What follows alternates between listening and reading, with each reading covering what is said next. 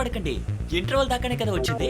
Ramakant Reddy, wife Rajalakshmi, అమ్మాయి ఆర్తి, నీ పెంపుడు తల్లి పేచి అమ్మ, ఆ నలుగురు ఎక్కడికి వెళ్ళారు? దాని గురించి మీకు నేనెందుకు చెప్పాలి? సార్, మాకేం తెలియనక్కర్లేదు. ఇంతసేపు చూస్తున్న వాళ్ళకి ఈ కథ తెలియాలి కదా.